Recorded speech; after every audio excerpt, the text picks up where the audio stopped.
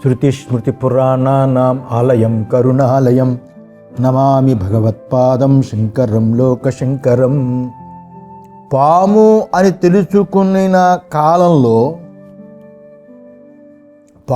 తెలుసుకున్న కాలంలో కానీ, ఆ తెలివి తొలగిపోయే కాలం కానీ, వస్తువులు ఏ ఒక్క విశేషము అంటే తాడులో ఏ ఒక్క విశేషం కలగదు కదా, ఇది కూడా అలాగే తెలియాలి.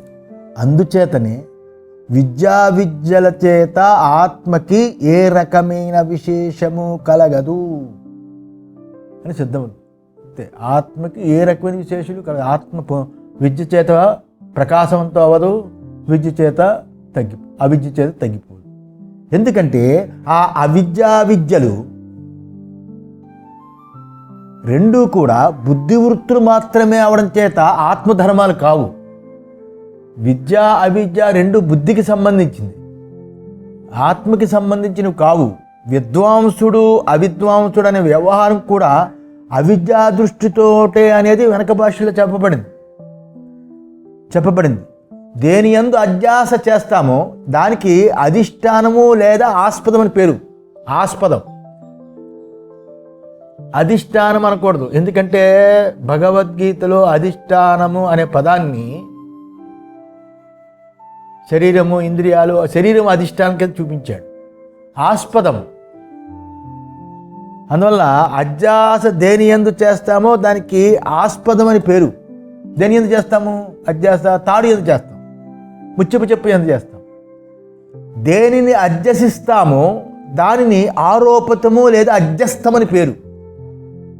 దేన్ని అధ్యసిస్తామో దానికి ఆరోపితము అధ్యస్థమని పేరు.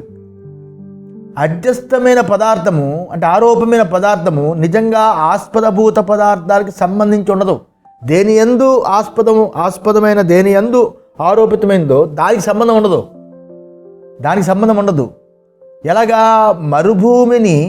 మరుభూమిని జలాశయము అంటే ఎండమావని నీరు అని తప్పుగా తెలుసుకుంటే అక్కడ ఉన్న ఆకాశం ఏమీ తడిచిపోదు కదా, బురద కాదు కదా. త్రాడుని పాము అని తెలుసుకుంటే దాని యందు అంటే తాడు యందు పాము యొక్క విషమేమీ ఎక్కిపోదు కదా. అలాగే పుష్పమాలిక అని అనుకుంటే దాని సుగంధమేమీ తాడుకు వచ్చేది కదా. ముచ్చపు చెప్పిన వెండి అని తెలుసుకుంటే దాని యందు నిజంగా ఆభరణాలు కాదగినంత వెండి ఉండదు కదా.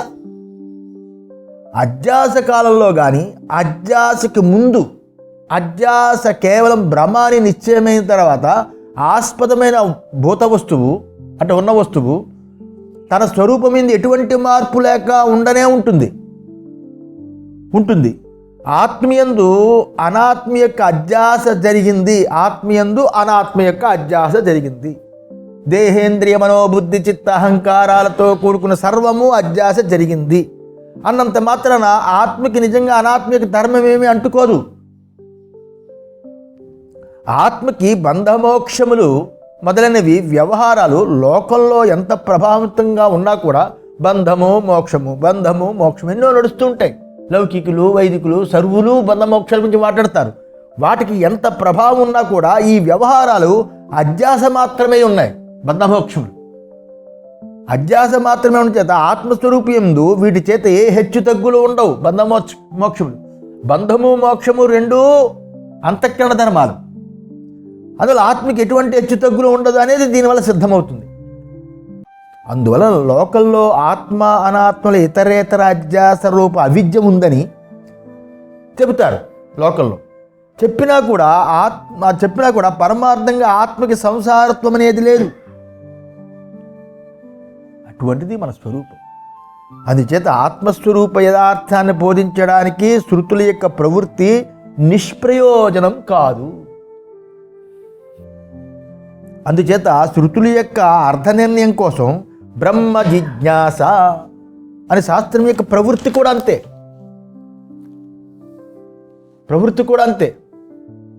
జిజ్ఞాస కూడా అధ్యాసే. జ్ఞాతుమిచ్చా జిజ్ఞాస. దేని గురించి? బ్రహ్మ జిజ్ఞాస, బ్రహ్మము గురించి జిజ్ఞాస. అది కూడా అధ్యాసే. వస్తుంది తర్వాత బ్రహ్మసూత్రాలు మొదటి సూత్రంలో వస్తుంది, అది పక్కన పెడదాం. వ్యవహారము ఆవిద్యకమని ప్రతిపాదించే భాష్యం. ఇప్పుడు చెప్పబోయేది బంధమే కాకుండా మోక్షము కూడా అవిద్యాక్షేత్రములోనిదే అని చెప్పబోతున్నారు. బంధమే కాకుండా మోక్షం కూడా అవిద్యాక్షేత్రంలోనే. ఎందుకు? రోగం ఉన్నవాడికే కదా ఔషధం, బంధం ఉన్నవాడికే కదా మోక్షం. అందువల్ల అవిద్యావంతుడికే విద్య, జ్ఞానునికి మోక్షంతో పని లేదు. ఎందువల్ల? నిత్యముక్తుడు జ్ఞాని తెలుసుకున్నాడు. జ్ఞానం కలిగిన తర్వాత ముక్తుడు అనుకోడు. నిత్యముక్తుడు తెలియని అజ్ఞానం పోయిందంతే. అందువల్ల అజ్ఞానులకే మోక్షం. నేను బద్ధుడిని, నాకు ముక్తి అనేది చాలా అవసరం అనే భావన ఉంటేనే మోక్షశాస్త్రంలో ముముక్షువికి ప్రవృత్తి ఉంటుంది కదా. అందుకే శంకరాచార్యులు వారు ఇలా సూచించారు. ఏమని? శాస్త్ర ప్రవృత్తి కూడా అవిద్యా పురస్సరం అన్నాడు. తమేతమవిద్యాఖ్యం ఆత్మానాత్మనో ఇతరేతర అధ్యాసం పురస్కృత్య సర్వే ప్రమాణ ప్రమేయ వ్యవహార లౌకిక వైదికాశ్చ ప్రవృత్తాః సర్వాణి చ శాస్త్రాణి ప్రతిషేధ మోక్షపరాణి.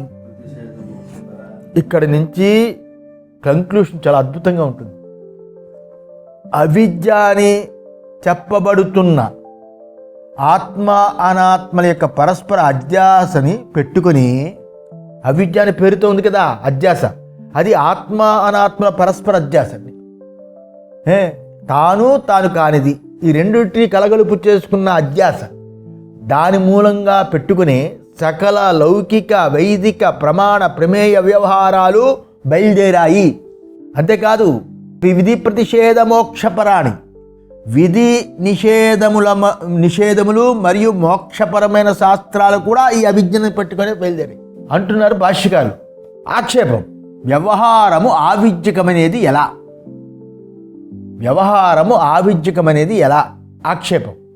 ముందు ప్రశ్న ఏమని? కథం పునః అవిద్యావత్ విషయాని ప్రత్యక్షాదీని ప్రమాణాని శాస్త్రాని చ ఇతి. అంతే ఉంది కదా. తర్వాత ఉచితే వచ్చింది కదా. ఇక్కడ ఏమంటున్నారు? ప్రత్యక్షము మొదలైన ప్రమాణాలు, ప్రత్యక్షము మొదలైనంటే ప్రత్యక్షము, అనుమానము, ఉపమానము, శబ్దము, అర్ధాపత్తి, అనుపలబ్ధి, యారు ఉన్నాయి కదా తర్కం. ఈ ప్రమాణాలు శాస్త్రాలు అవిద్యావంతుల విషయమే ఉన్నదనేది ఎలాగా అడిగాడు ప్రశ్న. ఈ ప్రత్యక్షాది ప్రమాణాలు శాస్త్రాలు, ఈ ప్రత్యక్షాది ప్రమాణాలు అండ్ శాస్త్రాలు అవిద్యావంతుల విషయమే ఉన్నాయి అంటున్నారు. ఎలాగది? అవంతా అదే కదా మరి ప్రవృత్తికి కారణాలు. అవి అవిద్యావంతుడి విషయాలు. అదే ప్రత్యక్షము, అనుమానము, ఉపమానము, శబ్దము, అర్థాపత్తి, అనుపలబ్ధి అనే ప్రమాణాలు మరియు శాస్త్రాలు అవిద్యావంతుల విషయమే ఉన్నదని ఎలాగా అడిగాడు ప్రశ్న. దానికి పరిహారం చెప్తున్నారు. ఏమని? ఉచ్యతే, చెబుతాను విను. ఏమని? దేహేంద్రియాదిషు అహం మమ అభిమానరహితస్య ప్రమాతృత్వ అనుపపత్తేః దేహము ఇంద్రియాలు మొదలైన వాటి యందు నేను నాది అని అభిమానం లేనివాడు ప్రమాతృ కాలేడు. ప్రమాతృ అవ్వాలంటే దేహేంద్రియ అభిమానం కలగాలి. ప్రమాణ ప్రవృత్తి అనుపపత్తేః, అందువల్ల ప్రమాణాలు ప్రవర్తించడానికి వీలు కాకుండా పోతుంది. దేహేంద్రియాల యొక్క అభిమానం లేకపోతే ప్రమాణాలు ప్రవర్తించవు. దేహేంద్రియాలు మొదలైన వాటి యందు నేను నాది అభిమానం లేనివాడు ప్రమాతృ కాలేడు. ప్రమాతృడు కాలేకపోతే ప్రమాణాలు ప్రవర్తించడానికి వీలు కాదు. ముందు నేను అని ప్రమాతృ కావాలి. ప్రమాతృ ఉన్నప్పుడే ఇంద్రియాలు పనిచేస్తాయి. అందుచేత అవిద్య ఉన్నవాడి విషయంలోనే ప్రమాతృత్వం ఉంటుంది, నేను అనే ప్రమాతృత్వం ఉంటుంది. ప్రత్యక్షాది ప్రమాణ వ్యవహారం అప్పుడు కుదురుతుంది అని అనవలసి వస్తుంది. ఎందుకంటే నహి ఇంద్రియాణి అనుపాదాయ ప్రత్యక్షాది వ్యవహార సంభవతి. అది ఎందుకంటే ఇంద్రియాలను గ్రహించకపోతే ప్రత్యక్షాది వ్యవహారాలు చేయడానికి వీలు కాదు.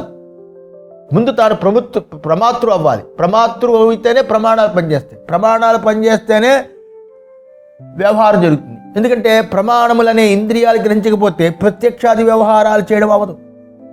నచ అధిష్టానమంతరేణ ఇంద్రియాణం వ్యవహార సంభవతి. భాష్యగారు ఇక్కడ అధిష్టానం వాడారు. అధిష్టానం అంటే ఏంటి? తమకి ఆధారమైన దేహము లేకపోతే ఇంద్రియాలు పనిచేయవు. ఇంద్రియాలు ఉండాలంటే శరీరం ఉండాలి. ఇంద్రియాలు పనిచేయాలంటే నేను ప్రమాతృ అవ్వాలి. నచ అనధ్యస్థ ఆత్మభావేన దేహేన కశ్చిత్ వ్యాప్రియతే. అంతేకాకుండా మళ్ళా దేహాన్ని తాను అని అధ్యాస చేసుకోకుండా ఎవడూ ఆ దేహంతో పనిచేయలేడు. ఈ శరీరమే నేను అనుకోకపోతే ఆ దేహంతో పనిచేయలేడు. నచ ఏతస్మిన్ సర్వస్మిన్ అసతి అసంగస్య ఆత్మనః ప్రమాతృత్వం ఉపపద్యతే. ఇదంతా జరగలేదనుకోండి, జరగకపోతే దేనితో సంగము అంటే సంబంధము లేని, దేనితో కూడా సంబంధం లేని ఆత్మకి ప్రమాతృత్వం రాదు. అంటే ఇప్పుడు ఏం చేయాలి?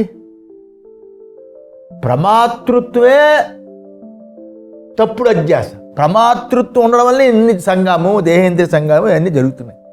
కనుక నచ ప్రమాతృత్వం అంతరేణ ప్రమాణ ప్రవృత్తిరస్తి. ప్రమాతృత్వమే లేదంటే ప్రమాణాలు ప్రవర్తించవు. తస్మాత్ అవిద్యావత్ విషయాణ్యేవ ప్రత్యక్షాదీని ప్రమాణాని శాస్త్రాని చ. అందుచేత ప్రత్యక్షము మొదలైన ప్రమాణములు, శాస్త్రాలు అవిద్యావంతుడి యొక్క విషయాలే. పస్వాదిభిశ్చా విశేషాత్ యథా హి పస్వాదయః శబ్దాదిభిః శ్రోత్రాదీనాం సంబంధే సతి శబ్దాది విజ్ఞానే ప్రతికూలే జాతి తతో నివర్తంతే అనుకూలే చ ప్రవర్తంతే. ఉదాహరణ చెప్తున్నాడు. ఏమని? పశ్వాదులకి మనుష్యులకి ఈ రెండు ఏ రకమైన హెచ్చు తగ్గులు ఉండవు. పశ్వాదులు అంటే పశువులన్నీను, పశువులు మొదలైనవి తర్వాత వస్తుంది ఇవ్వడంలో. పశువులు మొదలైన వాటికిను మనిషికి రెండింటికి వీటి ప్రమాతృత్వము, ప్రమాణాలు పనిచేయడము, ప్రమేయంతో సంబంధం ఉండడం, దేహం నేను అనుకోకపోతే పని అవ్వకపోవడం, ఇవన్నీ పశువులకి మనుషులకి సమానం, హెచ్చు తగ్గులు ఉండవు. అలా ఉండకపోవడం చేత ప్రమాణాలు అవిద్యా పురస్సరంగానే ప్రవర్తిస్తున్నాయి. ఎందుకంటే పశువులు మొదలైనవి వాటి శ్రోత్రము, వాక్కు, ఇవన్నీ ఏవైతే ఇంద్రియాలు ఉన్నాయో అవన్నీ ఇంద్రియాలకి శబ్దము మొదలైన వాటి సంబంధం కలగగా ఆ శబ్దాదులు తమకి ప్రతికూలంగా ఉన్నాయి, అమ్మో ప్రమాదంగా ఉన్నాయి, అనుకూలంగా లేవు, ప్రతికూలంగా ఉన్నాయని జ్ఞానం కలిగింది అనుకోండి, అటువైపు నుండి వెను తిరుగుతాయి పశువులు. ప్రమాదం ఉంది అటుపక్క నుంచి వెళ్ళిపోతుంది కదా. అనుకూలేచ ప్రవర్తంతి. అనుకూలమైతే ముందుకెళ్తాయి చెప్తున్నారు. ఉదాహరణ చెప్తున్నారు. ఎలాగంటే యథ దండోద్యతకరం పురుషమభిముఖం ముఖముపలభ్య మాం మంతుం మయమిచ్చతీతి ఫలాయితుం ఆరభ్యంతి. ఎలాగంటే ఒక మనిషి దండాన్ని చేతులతో పట్టుకొని, దండాన్ని ఎత్తు పట్టుకుని వాటికి ఎదురుగా వస్తున్నాడు. ఏది ఒక ఆవు వెళ్ళిపోతుందో లేకపోతే గేదె వెళ్ళిపోతుందో ఏది వెళ్ళిపోతుంది, దాన్ని ఇలాగా పట్టుకుని ఉన్నాడు. అలా ఎదురుగా వచ్చి అలా పట్టుకుని వస్తే ఇతడు నన్ను కొట్టడానికి వస్తున్నాడు అని అనుకుంటాడు. అప్పుడేమవుతుంది? పరిగెట్టడానికి ప్రారంభిస్తుంది. హరిత తృణపూర్ణ పాణిముపలభ్య తం ప్రతి అభిముఖీభవంతి. అలాగే పచ్చగడ్డిని తెచ్చాడు అనుకోండి, పచ్చగడ్డిని చేతికి తెస్తే నిండా పెట్టుకొని ఎదురుగా వచ్చాడు అనుకోండి, అతని వైపుకి వెళతాయి. ఇక్కడ చూస్తున్నాం కోతులు ఒక ఐటమ్ పెడితే దగ్గరికి వస్తాయి, అని అన్నామంటే వెళ్ళిపోతాయి. ఏవం పురుషా అపి వ్యుత్పన్న చిత్తాః క్రూరదృష్టీన్ ఖడ్గోద్యతకరాన్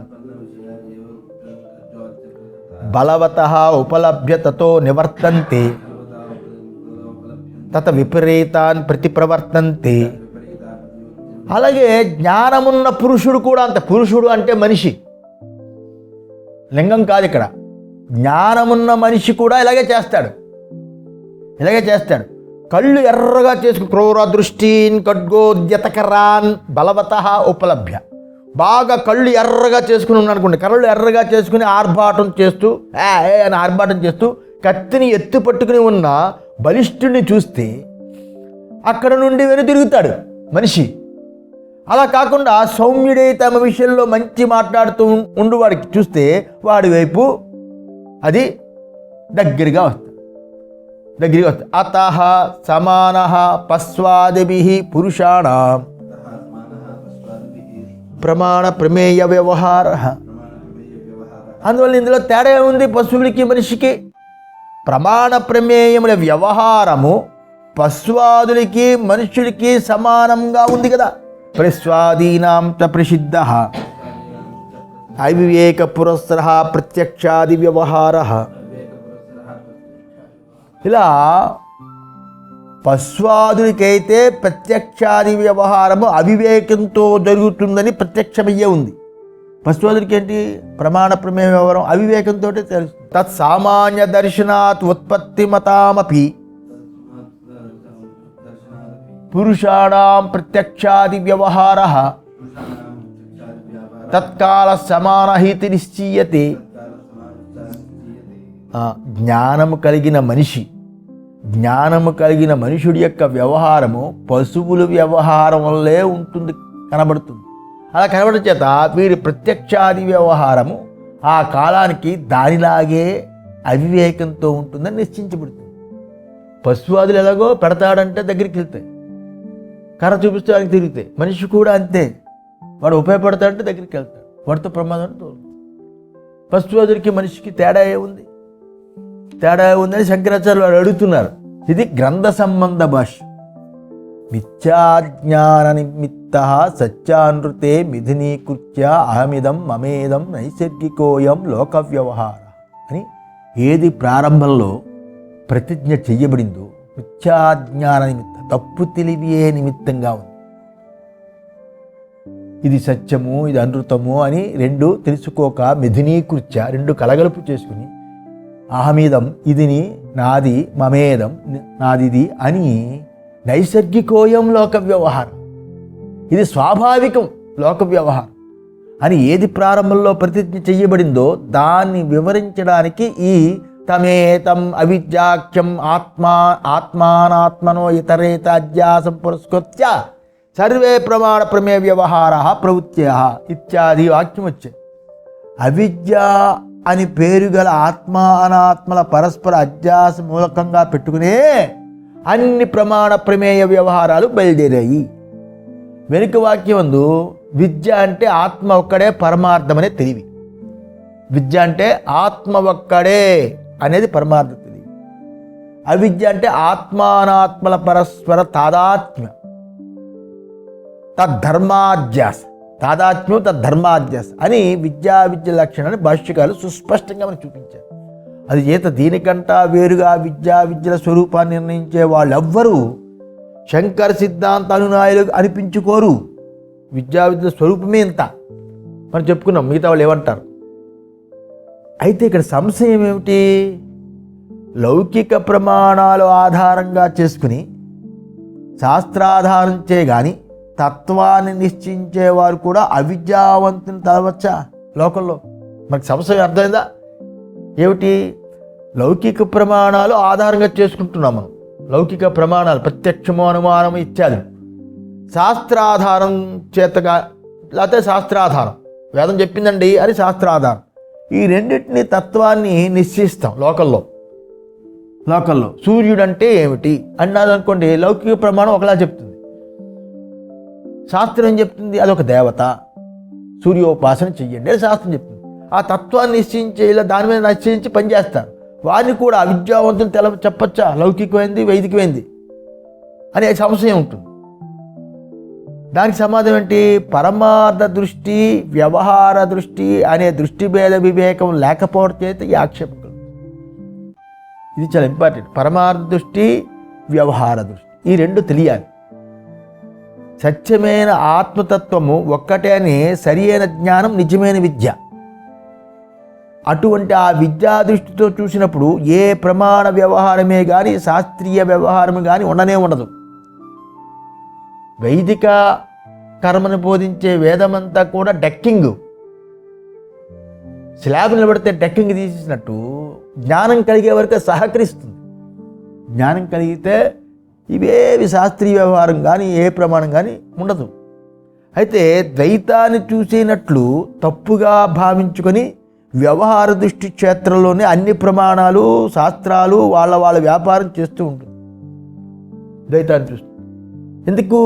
ఎత్ర హి ద్వైతమివ భవతి తదితర ఇతరం పశ్యతి తద ఇతర ఇతరం జిఘ్నాతి ఎత్రత్వస్య సర్వం ఆత్మైవాభూత్ తత్కేనకం పశ్యేత్ తత్కేనకం జిఘ్నేత్. ఎక్కడ ద్వైతమున్నట్లు అవుతుందో, ఎక్కడ ద్వైతమున్నట్లు ఉంటుందో అక్కడ ఒకదాన్ని ఒకటి చూస్తాడు. ఎక్కడ ద్వైతంలా కనిపిస్తుంది ఇక్కడ ద్వైతం కనిపిస్తుంది కదా, అక్కడ గంగ, ఇక్కడ ఇతను ద్వైతం కనిపిస్తుందో అక్కడ ఒకడు ఇంకొక దాన్ని చూస్తాడు ద్వైతం ఉన్నప్పుడు. యత్రత్వస్య సర్వం ఆత్మైవాభూత్ తత్కేనకం పశ్యేత్ తత్కేనకం జిఘ్నేత్. అయితే ఎక్కడైతే అన్నీ ఆత్మయ్య ఉంటుందో, సర్వము ఆత్మగా ఉంటుందో అక్కడ దేనితో దేని చూస్తాడు? ఎందుకంటే కనిపిస్తుంది ద్వైతం. ద్వైతం ఎక్కడైతే ఉంటుందో అక్కడ ఇతర ఒకదాన్ని ఇంకోటి చూస్తాడు. ద్వైతం ఉన్న సమకాలంలోనే జ్ఞానం కలిగింది. ద్వైతంగా కనిపిస్తున్న సమకాలంలో జ్ఞానం కలిగిన తర్వాత దేహేంద్రియాలన్నీ పోవు కదా. యత్రత్వస్య ఆత్మైవాభూత్, సర్వము ఆత్మగా తెలుసుకున్నాడు. కళ అంతా కళ్ళ అంటే కళ అంతా అసలు ఎవరిది? ఎవరి యందు తోచిందో, ఎవరి యందు అడిగిందో వాడే కళ అంతా. అలాగే మెలకువంతా గంగా, హిమాలయాలు, సర్వము ఏదైతే తోస్తుందో అది ఎవడి యందు తోస్తుందో, ఎవడి యందు అణిగి నిద్రలో లేకుండా పోతుందో అదంతా వాడే.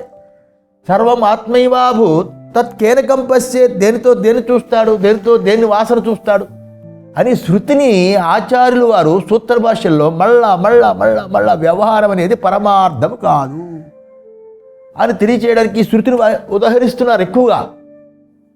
ఇలా వ్యవహార క్షేత్రంలో ప్రమాణాలు శాస్త్రాలు వాళ్ళ విషయంకి యథార్థ జ్ఞానాన్ని తెలియచేయడం ద్వారా వాటి చేయగలుగు జ్ఞానము విద్య అని, విద్యతో బాధితమైన తప్పు తెలివి ఏదైతే ఉందో ఆ తప్పు తెలివి అవిద్య అని లోకంలో జనులు తెలుసుకుంటే సరియైంది, తెలుసుకోవాలి. అలాగా ఇలా అయినప్పటికీ కూడా ఇదంతా పరమార్థ దృష్టితో అవిద్యాకృత వ్యవహారం అని చెప్పడానికి ఏం అడ్డు లేదు కదా. విద్యలు తప్పు తెలివిపోతే విద్య, తప్పు తెలివితో చేస్తే అవిద్య, ఇవన్నీ అవిద్య పోయి ఇలా అవన్నీ పరమార్థ దృష్టితో చూస్తే ఈ విద్య రెండు అవిద్యాకృతమే. అవిద్యాకృతమని చెప్పడానికి ఏమంటుంది? రెండు కూడా బుద్ధికి సంబంధించిందే కదా. అందుచేత ఆచార్యులు వారు తమేతం అవిద్యాక్షం అని చెప్పి విధి ప్రతిషేధ మోక్షపరాణి అన్నారు. అవిద్యను ముందు పెట్టుకునే సమస్త ప్రమాణ ప్రమేయ వ్యవహారాలు, సమస్త శాస్త్రాలు బయలుదేరాయి. శంకరాచార్యులు వారు అంటారు, నువ్వు కర్మ చెయ్యి అని శాస్త్రం చెప్పదు, వేదం చెప్పదు. మనకున్న కోరికలు మనకున్న దాన్ని బట్టి కర్మలు చెప్తూ. అందువల్ల పరమార్థము తెలియని వాడికి వ్యవహార క్షేత్రం యందున్న అజ్ఞానము తొలగించి ప్రమాణ జ్ఞానం కలిగించడానికే బయలుదేరాయి అని అర్థం. పరమార్థం తెలియడానికి వ్యవహార క్షేత్రంలో అజ్ఞానాన్ని తొలగించి ప్రమాణ జ్ఞానాన్ని కలిగించడానికి బయలుదేరాయి. ప్రమాణములు కానీ శాస్త్రాలు కానీ వాళ్ళకి కావలసిన తత్వజ్ఞానం తెలియచేయడానికే బయలుదేరాయి. అలా బయలుదేరడం చేత మేము జిజ్ఞాసులము, మేము తెలుసుకోవడానికి ఇచ్చగలిగిన వాళ్ళమి, మేము జిజ్ఞాసులము, మేము మోక్షులము, ఇటువంటి విషయాన్ని తెలుసుకోవాలి అని బయలుదేరిన వాళ్ళకి ఆయా విషయాల యొక్క జ్ఞానం కలిగిస్తుంది అని అభిప్రాయం. అయితే ఆ జిజ్ఞాసులందరూ కూడా ఆత్మతత్వం యొక్క పరమార్థాన్ని తెలియని వారే కదా మరి జిజ్ఞాసులు, ముముక్షువులు. మరి దేనికి మోక్షం ఇచ్చాము? మోక్షం కావాలని కోరు కానీ తెలుసుకోవాలని జిజ్ఞాస ఇచ్చ కానీ దేనికి వల్ల పరమార్థం తెలియని వాళ్ళే కదా.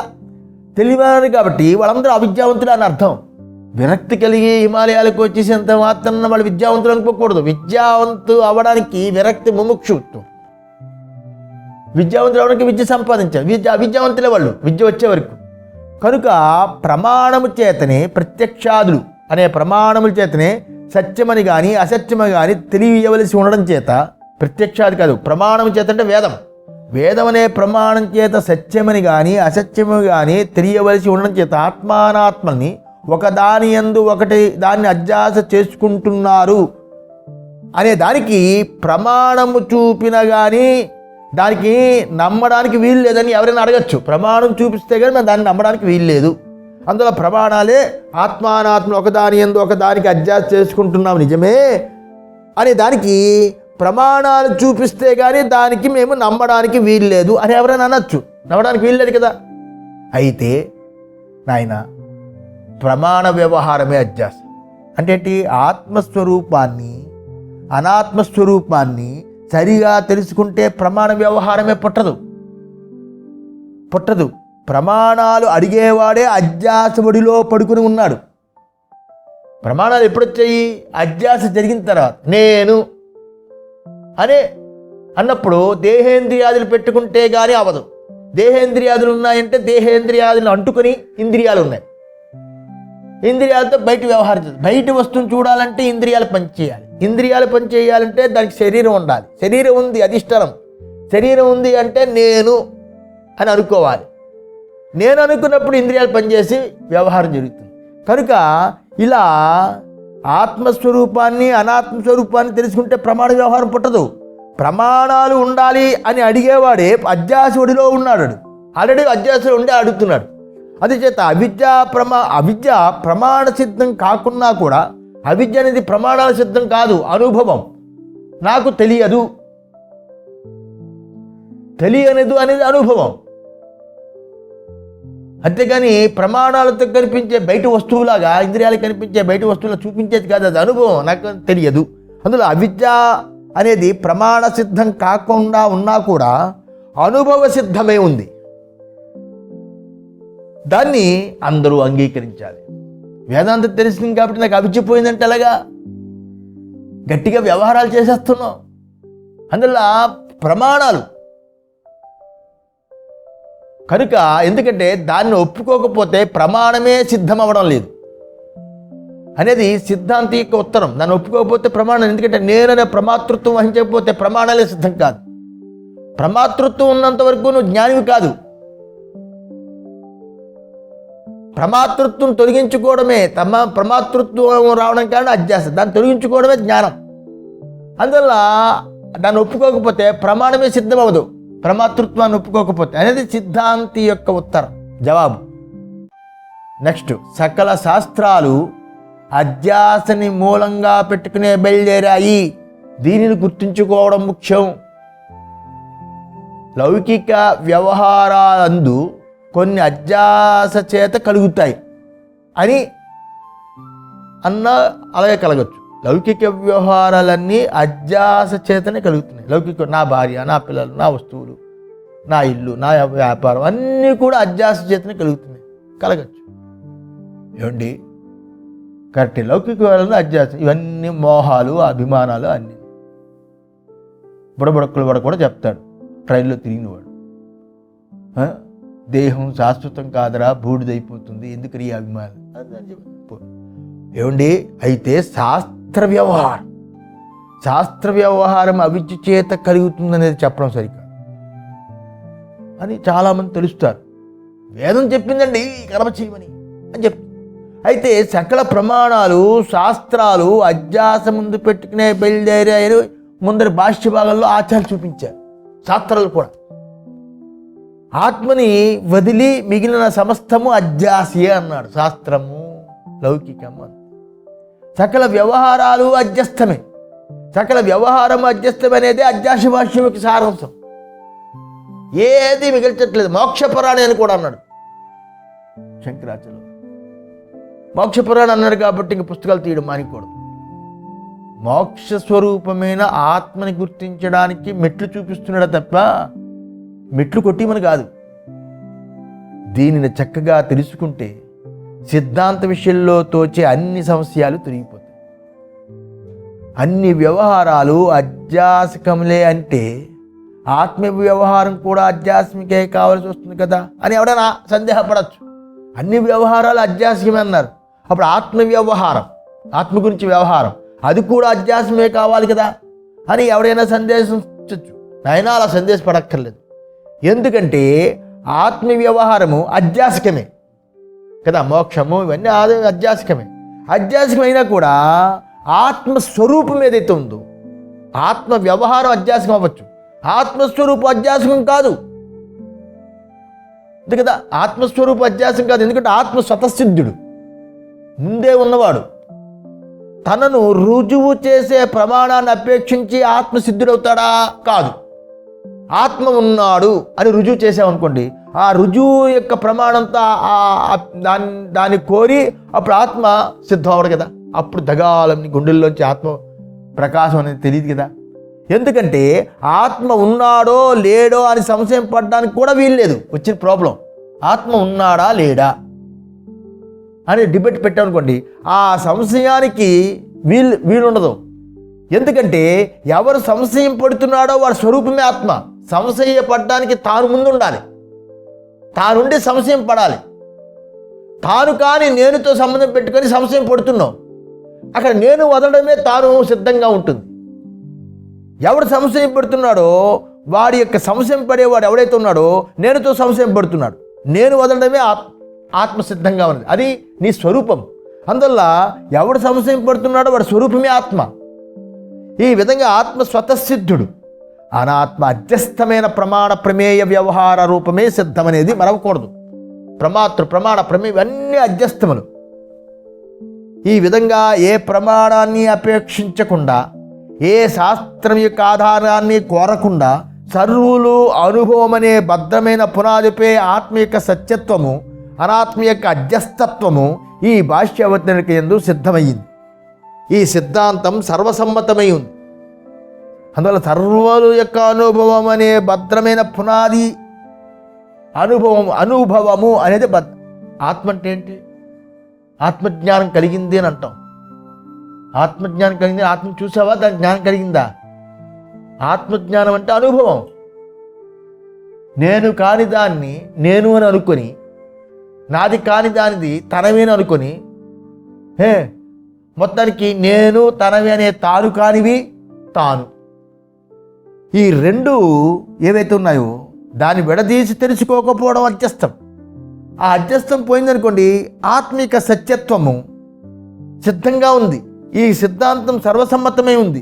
దీనికి విరుద్ధంగా మిగతా వాళ్ళు వాదాల యందు ఏదో ఒక శాస్త్రంలోనో లేదా ఏదో ఒక నమ్మకంలోనో ఆధారపట్టుకుని ఉంటారు.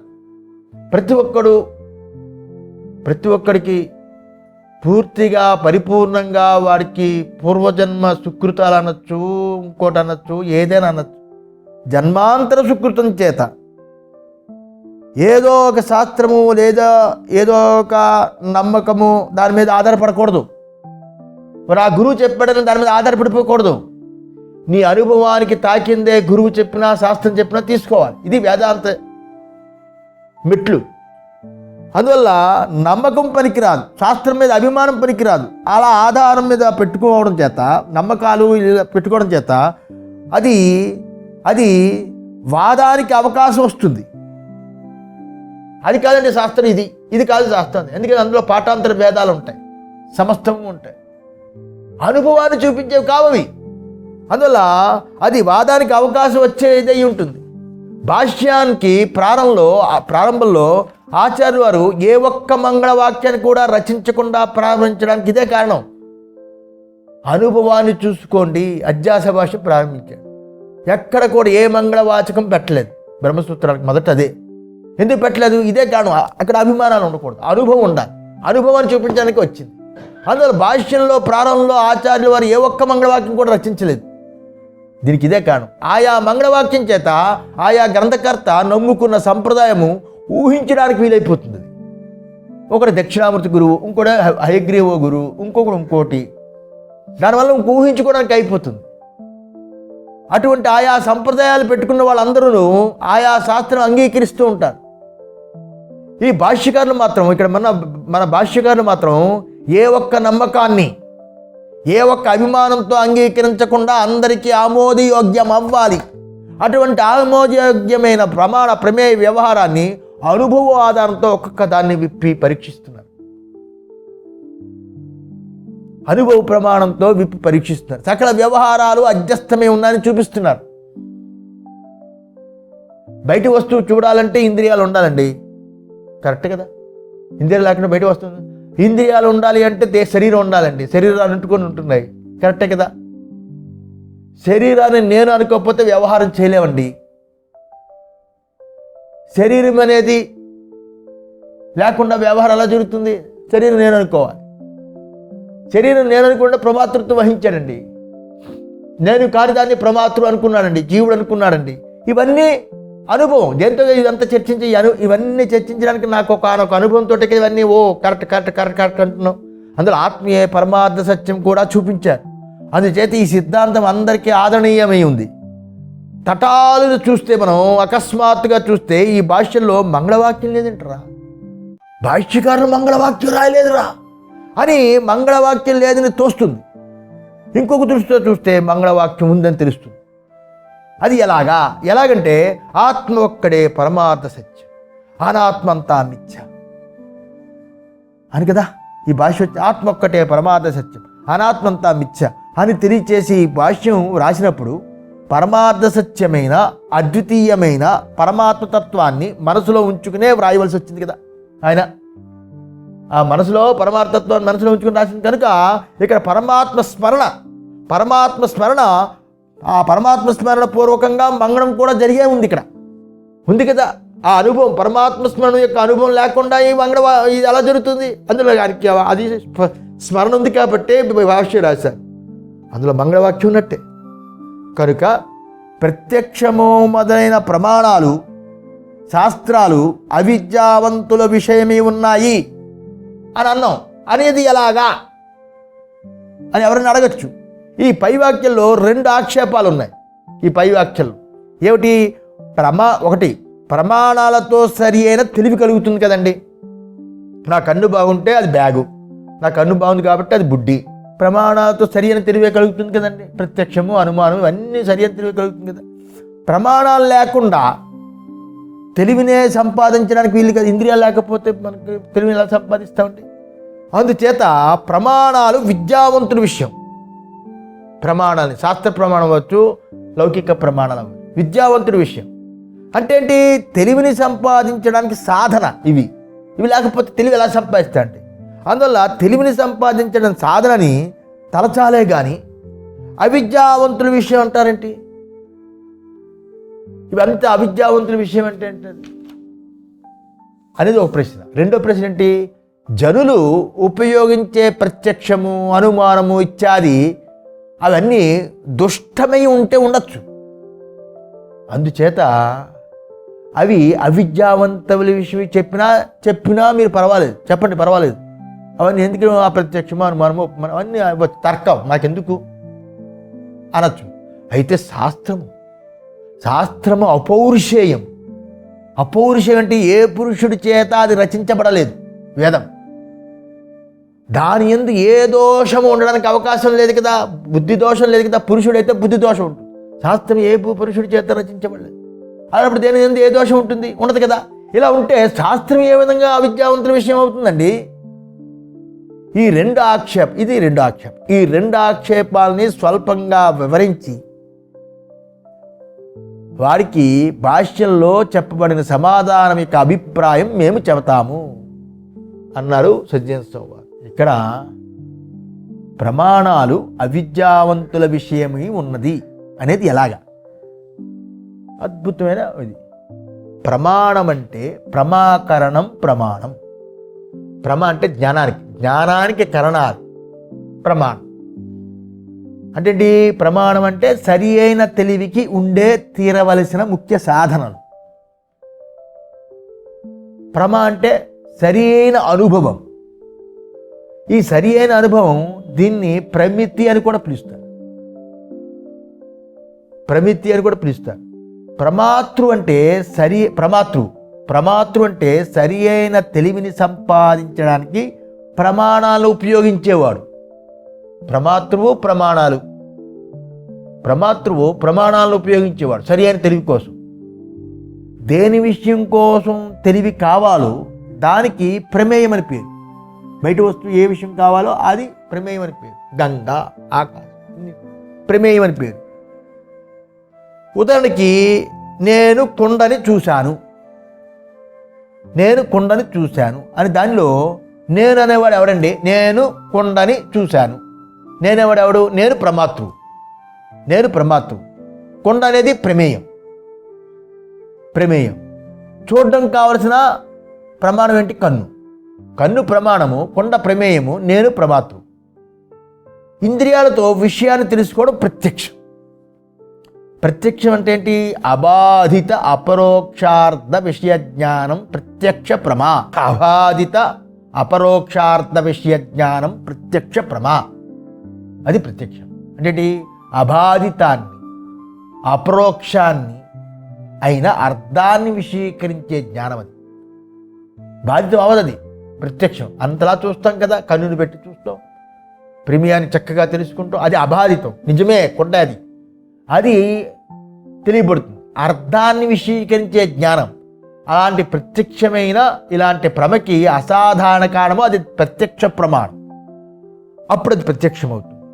కనుక ఎలాగంటే పొగని చూస్తాం, పొగ చేత నిప్పు అని ఊహిస్తాం. ఎక్కడ పొగ వస్తుందో అక్కడ నిప్పును ఊహిస్తాం. అలా పొగ చేత నిప్పును ఊహించినట్లు ముఖ్య గుర్తు ద్వారా ఊహించుకోవడం అనుమానం. ఇక్కడ పొగ కనిపిస్తే అక్కడ నిప్పు ఉంది అని ఊహిస్తాం కదా, అది అనుమానం. ఇక మూడోది ప్రత్యక్షమైంది, అనుమానమైంది. ఇక మూడోది ఎద్దు వలె గవయవం అనే జంతువును ఉన్నట్లు అడవిలో తిరిగే గవయవం. ఎద్దు వలె గవయవం అనే జంతువు ఉంటుంది అన్నట్లు పోలిక. ఆ ఎద్దు వలె ఇది అలాగే ఉందండి, పోలిక. ఆ పోలిక తెలివిని ఉపయోగించి తెలియడం అనేది ఉపమానం. ఉపమానం ఇది 3 అయింది. ఇంకా 4వది దేవదత్తుడు ఇంట్లో లేడండి. దేవదత్తుడు ఇంట్లో లేడు కాబట్టి అతడు బయటికి పోయి ఉండాలి. ఇంట్లో లేడు కాబట్టి బయటికి పోవాలి కదా, ఇంట్లో లేడు కాబట్టి బయటికి పోయి ఉండాలి అన్నట్లు ఒక జ్ఞానాన్ని కుదర్చడానికి మరి ఒక దాన్ని కల్పించడం అర్థాపత్తి. ఇంట్లో లేడు కాబట్టి బయటికి పోయి ఉండాలి అంటే ఒక జ్ఞానాన్ని మనం కుదర్చాలంటే లేడు అని కుదర్చడానికి అప్పుడు ఇంకో దాన్ని కల్పిస్తాం. బయటికి పోయి ఉండాలండి, కల్పిస్తాం కదా, ఇది అర్థాపత్తి. 4. ఇంకా 5 ఏంటి? వెలుగుయందు చక్కగా చూపు కలిగినవాడు. చూచినప్పుడు వాడు ఆ చూపు బాగుంది, వెలుగు ఉంది. చూసినప్పుడు గది యందు కొండ కనబడలేదు. చూపు బాగుంది, వెలుగు ఉంది, గదిలో కొండ కనిపించలేదు. అది చేత అది లేదు అన్నట్లయింది కదా. కొండ వాడు కనిపించలేదు, వెలుగు ఉంది, కన్ను ఉంది, కనిపించలేదు, అది లేదు అన్నట్లయింది కదా. అనే విధంగా ప్రమాణానికి గోచరం కావాల్సింది గోచరం కాలేదనుకోండి, ప్రమాణానికి గోచరం కాలేదనుకోండి, ఆ కాలేదనే కారణం చేత అభావాన్ని నిశ్చయించేస్తాం. అది అనుపలబ్ధి. అభావం ఉపలబ్ధి కాదు, అనుపలబ్ధి. ఇది 5. అన్నీ బాగున్నాయి, వాడు కల్పించలేదు. అప్పుడు కొండ లేదని కదా అర్థం, కొండ లేదని అర్థం కదా అభావం. దీని పేరు అనుపలబ్ధి అంటాం. 5. తెలిసినవాడు లేదా తెలిసినవాడంటే ఆప్తుడు మంచి వాక్యాలు చెప్తారు కదా, ఆప్తుడు. తెలిసినవాడు లేదా అపౌరుషేయమైన శాస్త్రం, వేదం. అది శబ్ద ప్రమాణం. వేదం ఆప్తులైనా చెప్పచ్చు, వేదమైనా చెప్పచ్చు. శబ్ద ప్రమాణం 6 అయ్యాయి కదా, 6 అయ్యాయి. ఇలా ప్రమితులు 6. దానికి కరణాలైన ప్రమాణాలు 6 రకాలు. ఈ రెండింటినీ వేరు ప్రమాణాలను కొంతమంది అంగీకరిస్తారు. ఎవరు? మీమాంసకులు మొదలైన వాళ్ళు. ప్రమితులు 6 అయ్యాయి కదా, దానికి కరణాలైన ప్రమాణాలు 6 విధాలు. ఈ 6ంటిని వేరు ప్రమాణాలను కొంతమంది అంగీకరిస్తారు. వేరు ప్రమాణాలు ఈ 6ంటిని. కొంతమంది ఏమంటారు? ప్రత్యక్షము, అనుమానము, ఉపమానము, శబ్దము, ఈ 4 ప్రమాణాలు అంటారు. నాలుగే ప్రమాణం అంటారు. ఎవరు? నైయాయికులు. కొంతమంది ఏమంటారు? ప్రత్యక్షము మరియు అనుమానము, ఈ రెండింటి అందు ప్రత్యక్షం అందరూ తీసుకున్నారు మామూలుగా, అయితే అనుమానము ఈ రెండింటి అందు అన్ని ప్రమాణాలు చేరి ఉంటాయని వైశేషికులు అన్నారు. ఎవడు వైశేషికుల, మీమాంసకుల, లేకపోతే నైయాయికుల, ఎవరు ఎలా చెప్పినా కూడా ప్రమాణాల సంఖ్య యందు వివాదం ఉన్నా కూడా, ఇలా వివాదం అనుకుంటారు కదా, వివాదం ఉన్నా కూడా ఇక్కడ చెప్పవలసిన అన్ని ప్రమాణాలు అనే విషయం ఎందు ఎవరికీ సందేహం లేదు. ఇక్కడ చెప్పవలసిన అన్ని ప్రమాణాలే కదా. ఎవడు ఏ ప్రమాణం 4, 6, 5 ఎన్నో చెప్పాడు అనుకోండి, మొత్తానికి సంఖ్య మనకు అనవసరం. మొత్తానికి ఏంటి? ప్రమాణ విషయంలో ఎవరికి సందేహం లేదు కదా. ప్రమాణముతో ప్రమేయాన్ని తెలుసుకొని, ప్రమాణాలతో ప్రమేయాన్ని తెలుసుకొని జనులు వ్యవహారం చేస్తున్నారా లేదా అనేది ఇక్కడ ముఖ్యం. అలా జనులు వ్యవహారం చేస్తారు అనేది దానితోనో లోక వ్యవహారం అంతా సాగుతున్నదా లేదా, అంతే కదండి. అది నిశ్చయం ఇక్కడ, ఇది ముఖ్యం.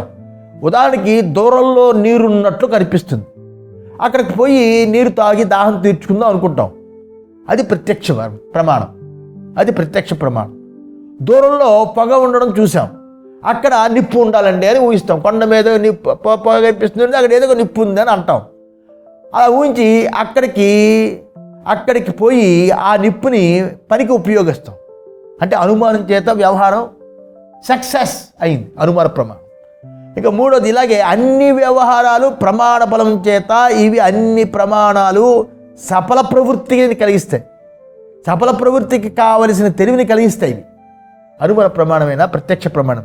అవి విద్యావంతుల విషయమే అయ్యో అనొచ్చు కదా, సఫల ఫలితం ఇస్తుంది కదా, సక్సెస్ అయింది కదా, గ్రాండ్ సక్సెస్ అవ్వచ్చు. అలా కాకుండా ఆ ప్రమితి కూడా తప్పు తెలివి అని అన్నాం అనుకోండి, ఆ జ్ఞానం, ఆ ప్రమితి తప్పు తెలివి అని అన్నాం అనుకోండి, అంటే అప్రముఖ అంటే భ్రాంతికి ప్రమితికి హెచ్చు తగ్గులు లేకపోతాయి కదా. అది కూడా మన తప్పు తెలివి అనేసి అనుకోండి. ఆ ప్రమితిని తప్పు తెలివి అనకూడదు, ప్రమితి సరి అని తెలివి లోకల్లో, తప్పు తెలివి అనకూడదు. తప్పు తెలివి అనేసి అనుకోండి, అప్పుడు అప్రమ అంటే ప్రమకి కానీ అప్రమ, అప్రమకి భ్రాంతికి తేడా లేకుండా పోతుంది అనేది మొదటి ఆక్షేపం. అదేందా ఆక్షేపం. దీనికి సమాధానం ఏంటి? దీనికి సమాధానం అంటే ఏమండి, వ్యవహారంలో సరేనండి, వ్యవహారంలో మీరు చెప్పిందంతా కరెక్టే, నిజమే, అది కూడా తప్పు తెలివి అజ్జాస అని అనకూడదు. అప్పుడు భ్రాంతికి ప్రమితికి తేడా లేకుండా సరి అయిన జ్ఞానం కదా. పొగను చూస్తే నిప్పు ఉంది, నిప్పు ఒక నిజంగా ఉంది, అనుమానంతో నిజంగా అక్కడ నిజమైంది. నిప్పుతో వేడినీళ్ళు కాచుకుంటున్నా, ప్రత్యక్షంగా కన్ను బాగుంది, వెలుగుందా అని కనిపించింది, వ్యవహారం చేస్తున్నా, ఇవన్నీ బాగానే ఉన్నాయి. మరి అలాంటప్పుడు హెచ్చుతగ్గులు చెప్పకూడదు కదండి. అంటే నాయన సమాధానం చెప్తున్నావు, నువ్వు అన్నది కరెక్టే, వ్యవహారంలో కరెక్టే, అయితే సరి అయినది తప్పు, సత్యము, మిథ్య అనే భేదాలు ఉండడం కూడా నిజం, అంతే కదా. సరి అయినది తప్పు, సత్యము, మిథ్య అనే భేదాలు ఉండడం కూడా నిజం. అయితే కళలో కొన్ని పదార్థాలు సత్యమని, కొన్ని పదార్థాలు మిథ్య అని, కొన్ని అభిప్రాయాలు సరి అయినవని, కొన్ని అభిప్రాయాలు తప్పని ఇలా తోస్తున్నట్లు అవిద్య చేత కలిగిన మొత్తం వ్యవహారంలోనే సరి తప్పని భేదాలు ఉంటాయిరా. అవిద్య చేత కలిగిన, ఇప్పుడు లోకల్ కళలో కొన్ని ఏమో ఏమిటి నేను కళలో చూశాను అంటే చూసేవాడు సత్యం, కళలో చూసావు నిజం కాదు. కళలోనే తనకు కావలసిన భార్య కళలో వచ్చింది, కానీ ఆ భార్య సత్యం కాదు, చూసేవాడు సత్యం. ఎందుకంటే భార్యని అడిగితే నాకు రాలేదండి, తప్పు అబద్ధం, ఏదో కళ వచ్చిందంట. కనుక ఈ అభిప్రాయాలు సరైనవే, కానీ కొన్ని అభిప్రాయాలు తప్పు అని తోస్తాయి. ఇలా తోచినట్లు అవిద్య చేత కల్పించిన మొత్తం వ్యవహారంలో సరి తప్పని భేదాలు ఉంటాయి.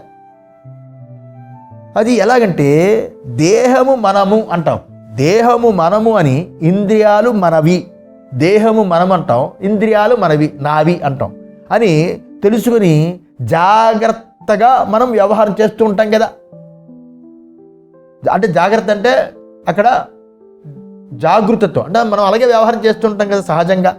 ఈ జాగ్రత్త అంటే ఇక్కడ మెలకువ అని తీసుకోవాలి. ఈ మెలకువ దేహము ఇంద్రియాలు లేకపోయినా కూడా కలయందు దేహము ఇంద్రియాలు ఉన్నట్లు మనం వ్యవహారం చేస్తున్న, మెలకువ దేహము ఇంద్రియాలు కళలో ఉండవు, ఉండకపోయినా కళలో దేహము ఉన్నట్లు ఇంద్రియాలు ఉన్నట్లు వ్యవహారం చేస్తూ ఉంటాం కదా.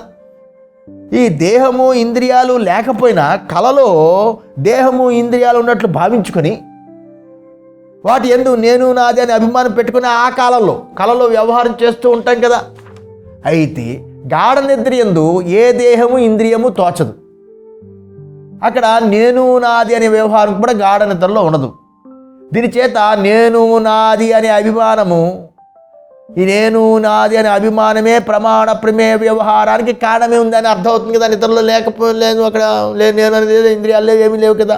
అప్పుడేమైంది, మెలకువ కళని బట్టి చూస్తే నేను నాది అనే అభిమానం ఉంటేనే ప్రమాణ ప్రమేయ వ్యవహారం అవుతుంది. అక్కడ లేదు కాబట్టి ప్రమాణ ప్రమేయ వ్యవహారం గాఢ నిద్రలో లేదు. గాఢ నిద్ర యందు మనమైతే ఉంటాం, గాఢ నిద్ర మనం లేకుండా పోతామా? ఉంటాం. ప్రమాణ ప్రమేయ వ్యవహారం ఉండదు. అక్కడ మనము ప్రమాతృమే ఉంటావా, పోనీ ప్రమాతృమే కూడా ఉండం. ప్రమాతృ అంటే ప్రమాణాలు ఉపయోగించేవాడు ప్రమాత్రం, గుర్తుంచుకోండి, అది ఫండమెంటల్ రూలు. ప్రమాతృ అంటే వెంటనే ప్రమాణాలు ఉపయోగిస్తాయి. ప్రమాతృ తర్వాత ప్రమాణాలు, ప్రమాణాల తర్వాత ప్రమేయం అనే మూడు ఇలా ఉండవు వరసం. ఏది ముందు ఏది వెనక చెప్పలేం. ప్రమేయం ఉందా ప్రమాణాల ముందు అంటే, ప్రమేయం ఉంది అంటేనే ప్రమాణం ఉన్నప్పుడే ప్రమేయం తెలుస్తుంది. పోయి ప్రమాణాల ముందంటే ప్రమాతృ లేకుండా ప్రమాణాలు ఉంటాయి. లేదంటే ప్రమాణాల ముందంటే ప్రమాతృ తర్వాత అంటే అసలు ప్రమాణం లేకుండా వాడు ప్రమాతృ ఎలా అవుతాడు? అందులో ఏది ముందు ఏది వెనక చెప్పలేం. అందులో ప్రమాతృ ప్రమాణ ప్రమేయ వ్యవహారము అవి ఏవైతున్నాయో గాఢ నిద్ర యందు మనమైతే ఉంటాం, ప్రమాణ ప్రమేయాలు మాత్రం ఉండవు. అక్కడ ఎందుకు ప్రమాతృమే ఉండవు. మనం దేహాన్ని మనము అని తెలియజేసే అధ్యాసియే ప్రమాణ ప్రమేయ వ్యవహారకి మూలము. అందుకే పరమాత్మకి గాఢ నిద్ర అనేది అనుభవం మనకు చూపించింది. అందుకే కనుక దానితో స్పష్టమవుతుంది, ప్రమాణానికి గోచరమై ఉన్న వస్తువులు అర్ధక్రియ కలిగించడం దాన్ని సత్యమని పిలుస్తాం. అర్ధక్రియ అంటే ఏంటి? వస్తువు ప్రయోజనం. అర్థం అంటే ప్రయోజనం, క్రియ అంటే దానికోసం ఏర్పడేది. కనుక ప్రయోజనం కోసం ఏర్పడే పని ఏదైతే ఉందో, ప్రమాణానికి గోచరమై ఉన్న వస్తువు ప్రయోజనానికి ఉపయోగపడే పని కలిగించడం చేత దాన్ని సత్యమని పిలుస్తాం. ఉదాహరణకి నది యొక్క నీరు దాహాన్ని తీర్చడానికి అది సత్యం అంటాం. నదిలోకి వెళ్ళాం అనుకోండి, దాహాన్ని తీరుస్తుంది కాబట్టి సత్యం అంటాం. ఎండమావి అనే నీరు దాహాన్ని తీర్చలేదు కాబట్టి అది మిథ్య అంటాం. అయితే ఆత్మ సత్యమని అనాత్మ మిథ్య అని మేము చెప్పినప్పుడు ఈ విధమైన సత్యమిథ్యా విభాగం పెట్టుకోము. ఇలాంటిది పెట్టుకోము. మేము ఇలాంటిది పెట్టుకోము. మిథ్య అంటే ఆ రకం నీరు లేదు కాబట్టి మిథ్య, ఇక్కడ నదిలో నీరుంది కాబట్టి సత్యం. ఆ టైపు సత్యము మిథ్య మేము పెట్టుకోము. దేని స్వరూపము మార్పు చెందకుండా ఉంటుందో రూల్ అది. దేని స్వరూపం మార్పు చెందకుండా ఉంటుందో, ఎప్పుడూ అలాగే ఉంటుందో అది సత్యం.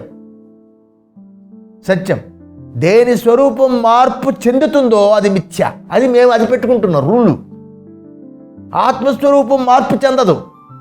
అది అవస్థాత్రయనందు కూడా ఒకే రూపంలో ఉంటుంది. అవస్థలు మెలకువ, కళ, నిద్ర ఇవి మారుతున్నా, ఆ వాటిలో కనిపించే దేహేంద్రియాలు అన్నీ మారిపోతున్నా, మూడింటిని చూసే సాక్షి ఆత్మస్వరూపం మాత్రం ఒకేలా ఉంటుంది. కనుక దానికి అవయవాలు లేవు, దానికి యవ్వనాది అవస్థలు లేవు, దానికి సంబంధించింది ఏది లేదు. అవస్థల్లో ఉంటాయి. అవస్థలకి ఆవల ఉండి అవస్థలు మూడుటి కలగడానికి ఆధారుడైన ఆత్మకి లేవు కదా. అలాగా ఆత్మస్వరూపం అవస్థల యందు ఒకే రూపంలో ఉంటాడు. అనాత్మ యొక్క స్వరూపము మెలకువ యందు ఒక విధము, కలలో ఇంకో విధము, నిద్ర యందు ఉండదు. అది చేత ఆత్మసత్యము అనాత్మ మిథ్య అంటున్నాం. అందువల్ల మనము వేదాంతం వింటే ఆమూలాగ్రంగా సర్వాన్ని తీసుకుని విచారించాలి. నేను ఆత్మ అయిపోవాలి, నేను ఆత్మజ్ఞానం కావాలి, నేను అని పెట్టుకుని తీసుకోకూడదు. ప్రమాతృ వదిలితేనే ఆత్మజ్ఞానం. కనుక ఇక్కడ ప్రమాణం లేకుంటే వస్తువు తెలియదు. ప్రమాణం లేకపోతే వస్తువు తెలియదు కదా అని జనులు పెట్టుకుని ఉన్నారు. ఇది కూడా సరికాదు. ప్రమాణాలు లేకపోతే వస్తువులు తెలియదు అని కూడా సరికాదు. ఎందుకంటే ప్రమాణ సహాయం లేకుండా మనము జ్ఞానం కలగచ్చు. ప్రమాణాల యొక్క సహాయం లేకుండా కూడా జ్ఞానం కలగచ్చు. ఇది ప్రమాణము, ఇది ప్రమేయము, ఇది ఇతడు ప్రమాతృవు అని విభాగము మనం తెలుసుకుంటాం కదా. ఇది ప్రమాణము, అది ప్రమేయము, ఇది ప్రమాతృవు అని విభాగాన్ని మనం తెలుసుకుంటాం కదా. దీన్ని మనము ప్రమాణాల చేత తెలుసుకుంటామా? ఎందుకంటే ప్రమాణాలు లేకుంటే వస్తువు తెలియదు అని అనుకోకూడదు. ఎందుకు? చాలా అద్భుతమైన మాట చెప్పారు సజ్జన వారు. ప్రమాణ సహాయం లేకుండా కూడా జ్ఞానం కలుగుతుంది. ఎందుకు? ఏ ప్రమాణ సహాయం కోరి మనము ఇంతవరకు మనం చెప్పింది ప్రమాణాలు అంటే ఇవి, ప్రమేయం అంటే బయట వస్తువు, ప్రమాతృ అంటే ప్రమాణాలు ఉపయోగించి తాను నేను అనే ప్రమాతృ. ఈ ప్రమాతృ ప్రమేయ ప్రమాణం, ఇది ప్రమాణము, ఇది ప్రమేయము, ఇది ప్రమాతృ అనే విభాగము మనం తెలుసుకుంటున్నామా లేదా? ఇప్పుడు విన్నామా లేదా? తెలుసుకున్నప్పుడు దీన్ని మనం ఏ ప్రమాణం చేత తెలుసుకున్నాం? ఇది ప్రమాణంతో తెలుసుకోం కదా, నేరుగా అనుభవంతో తెలుసుకుంటాం. ఈ మూడింటిని ప్రమాతృ ప్రమాణ ప్రమేయ వ్యవహారాలు అనుభవంతో తెలుసుకుంటాం. మెలకువ కళ నిద్ర అనే అవస్థలు ప్రమాణంతో తెలియము. ఏ ప్రమాణంతో? కళ చూస్తామండి, కళలో ఉన్న ప్రమాణంతో కళలో ఉన్న ప్రపంచాన్ని చూస్తాం. ఏ ప్రమాణంతో చూస్తాం? మెలకువ కళ నిద్ర అనేవి అనుభవంతో మూడు అవస్థలు తెలుసుకుంటాం. అందుచేత ప్రమాణాలు లేకుండా తెలియడానికి వీలు లేదు అనేది మీరు కండిషన్ పెట్టుకోకండి, అది సరికాదు. ప్రమాణాలు అధ్యస్థమైతే భ్రమకి భ్రాంతికి భేదం లేకపోతుంది అనే శంక కూడా ఇక్కడ సరికాదు. అందువల్ల ప్రమాణము కూడా అధ్యసించబడినవే అంటే, ప్రమాణాలు కూడా అధ్యసించబడినవే అంటే భ్రమకి భ్రాంతికి తేడా ఉండదు కదా అని అన్నవే, అది సరికాదని అర్థం. సహనాభవతు సహనో భునక్తు సహ వీర్యం కరవాహి తేజస్వినావధీతమస్తు.